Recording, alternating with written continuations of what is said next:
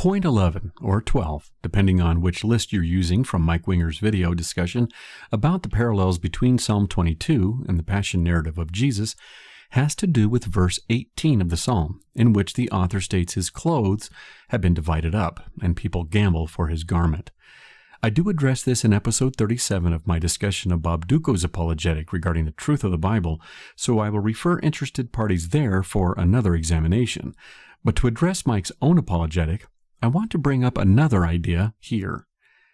Earlier in Mike's discussion, he had said any good Jewish person reading the psalm where it says he is brought to the dust of death would immediately bring to mind the story of creation, where Adam is made from the dust of the ground and then told, to that dust he must return at death.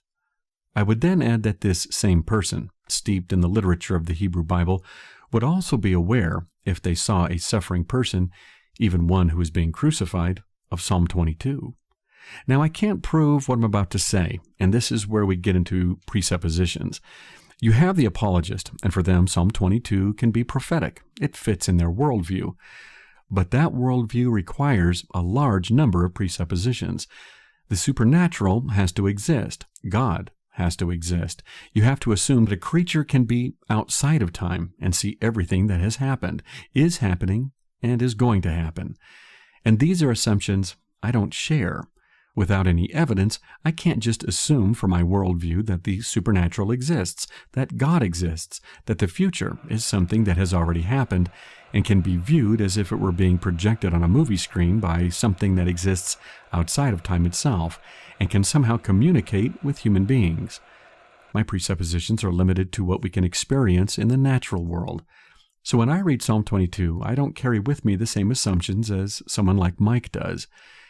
If there's a clear parallel between Psalm 22 and the Passion narrative of Jesus, Mike only has one conclusion he can reach, the one that's been driving him all along. The psalm is prophetic, and it's about Jesus. But Mike carries a lot of baggage with his conclusion that he has to unload first before we can accept his conclusion. He's going to need evidence of the supernatural, the existence of God, how prophecy works, and so forth. I, on the other hand, have several options available to me to explain what looks like a clear parallel between Psalm 22 and the Passion narrative of Jesus, and all of these fit within the natural world operating under conditions we all, apologist and skeptic alike, already agree upon. And it's this parallel between verse 18 of the psalm and the Passion narrative of Jesus that fits this bill. There is no denying that Psalm 22 states plainly that the individual's clothes are divided and his garment gambled for. There is also no denying that the Passion narratives of the Gospels also say that Jesus' garments were stripped from him at the crucifixion and that Roman guards beneath the cross gambled for them. The parallel is clear and unmistakable. But is it prophecy in the sense of a prediction about a future event, or is it something else? For me, operating within the known world for which we have ample evidence, the passage could be pure coincidence. Coincidences happen in both the apologists' and the skeptics' worldviews.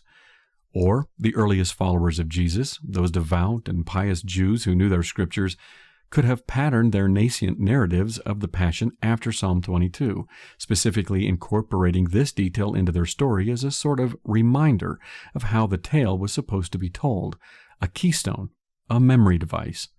This is especially true with oral stories, which is how the first Passion narratives were invented and then spread. This is the same reason two of the Gospel authors have Jesus quote the opening line of Psalm 22 in their own narratives. It brings the psalm to mind, around which the authors will pattern the rest of their story.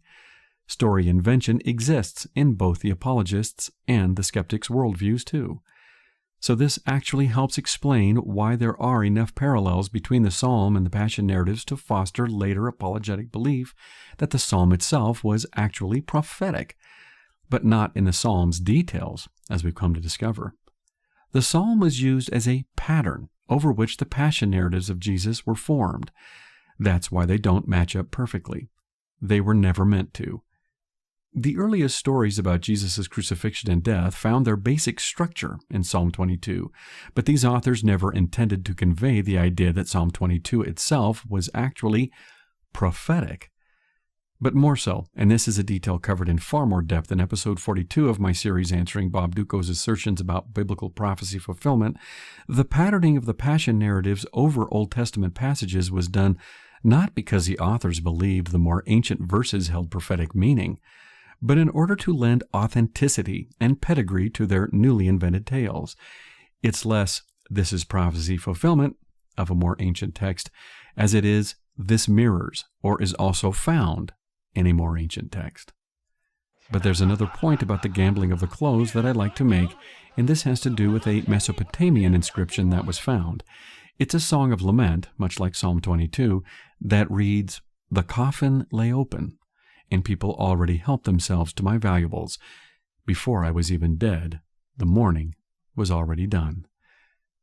So perhaps this helping oneself to the valuables of the unfortunate is a theme among such literature.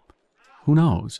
But the idea here is that after everything that the psalmist has been through, his prolonged illness, the deterioration of his body and strength, the feeling of abandonment by his God, now his enemies and other people are coming to take the very last things he possesses, the clothes off his back. The picture here is nearing completion. This guy is scraping the bottom of the barrel as he knocks on death's door, and his God seems far from rescuing him from his circumstances. The bottom line here is that the only way we've come to know that Jesus' clothes were gambled for is because the event shows up in the Passion narrative, but we have no way of knowing if it really happened, or if it was an invention by the authors, perhaps with Psalm 22 in mind. Where's the evidence outside the Gospels? There's more evidence that the detail was indeed an invention based on Psalm 22, ironically because it does so closely parallel the psalm, while other details do not. So that's my reason for rejecting the assertion that Psalm 22's verse 18 was prophetic about the gambling for Jesus' clothing at the crucifixion. You may disagree and grant Mike this one point, but if you do, that's only 1 out of 11 or 12 so far. Let's see if he can do any better with his remaining points.